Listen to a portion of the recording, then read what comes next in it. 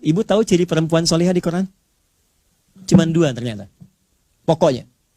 Quran surah keempat ayat 34. Ada kaitan dengan salat. Apa cirinya? 1, fassalihatu, istri yang solihah itu qanitatun, taat pada suaminya. Ya, sepanjang ia menyampaikan yang baik-baik menurut Allah. Taat kepada Allah dengan cara menaati suami pada yang baik-baik. Misal, kalau kata suami begini, "Mah, ngaji ya?" Siapa ya? "Mah, berjilbab ya?" "Baik insya Allah." "Baca Quran yuk?" "Baik insya Allah." Itu qanitat namanya. Perempuan semacam ini, kalau benar dia taat dengan baik, diikuti dengan baik, mampu dia untuk berusaha baik, maka ada spesial disampaikan di hadis riwayat At-Tirmidzi, kata Nabi, dia akan punya apresiasi spesial di sisi Allah di hari kiamat. Idza shallatil mar'atu sholataha, kalau seorang perempuan itu cukup sholat fardu saja dalam hidupnya, kemudian wasomat somaha, dia puasa fardu saja Ramadan tanpa puasa sunnah, wahafidhat farjaha, dan menjaga dirinya tidak selingkuh, tidak berbuat yang buruk. Yang menarik, wa ata'at zaujaha, dan menaati suaminya sepanjang suami meminta pada yang baik. Qilalah yaumal qiyamati, akan dikatakan pada perempuan semacam ini di hari kiamat, udkhulil jannata min haitsu syi'ti, langsung masuk surga aja dari pintu manapun yang kau kehendaki. Ibu. Oke, kalau suami minta pada yang baik-baik, kerjakan. Dan biasanya istri senang, Pak, walaupun kadang-kadang ada diskusi. "Mah, pengajian yuk." "Siapa?" Tiba-tiba ke kamar bawa baju kan, "Apa yang biru atau yang hijau nih pakai mama?" "Oh, kayaknya biru bagus deh." "Ah, kayaknya hijau deh." Ya, katanya nanya tapi udah punya jawaban kan. Bagus, masih mending kalau dipakai, begitu keluar kuning. Ya, oke lah. Kayak apa? Ikut rame. Nah, yang kedua ini yang sering gagal. Ya, maaf, hafizatun lil ghaibi bima hafizallah. Kata Allah, perempuan salihah itu dia akan menjaga kehormatan keluarganya, terutama suaminya, terlebih ketika tidak sedang bersamanya. Kenapa kemudian kalimat ini muncul, dilekatkan pada perempuan? Bahkan suratnya surat An-Nisa. Ibu tahu An-Nisa artinya? Bukan perempuan. Bukan wanita, bukan. An-Nisa itu bukan perempuan, An-Nisa bukan wanita, An-Nisa itu perempuan. Oh. Oke. Nggak, ini penting saya sampaikan. Kalau perempuan, beda dengan laki-laki. Kalau laki-laki nama tunggal singular dengan jamaknya plural itu sama, mirip. Singular rajul, kemudian jamaknya rijal. Nggak ada terjadi perubahan banyak. Tapi kalau perempuan beda. Kalau sendirian dia mar'ah. Mar'atun. Pernah dengar?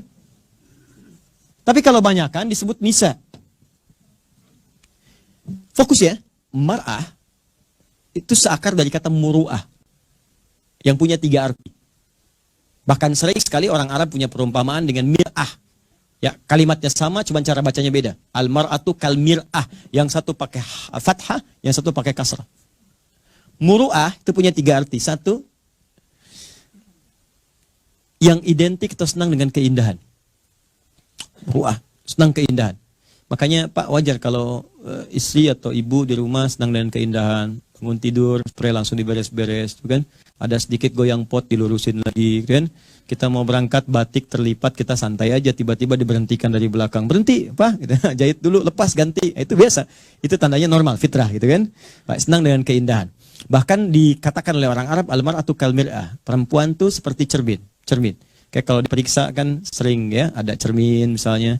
Sudah ngaca di rumah, turun, lihat spion mobil, ya, lihat lagi, masuk ke kantor, lihat kaca, betulin lagi, itu biasa, normal, ya. Tapi yang paling menarik, mar'ah juga itu bisa seakar dari kata muru'ah, seperti mir'ah, dari sisi sensitivitas. Kenapa perempuan disebut mar'ah? Karena dia punya sifat rasa yang tinggi dibanding laki-laki, rasa yang sangat dalam, jadi pakai perasaannya yang dalam.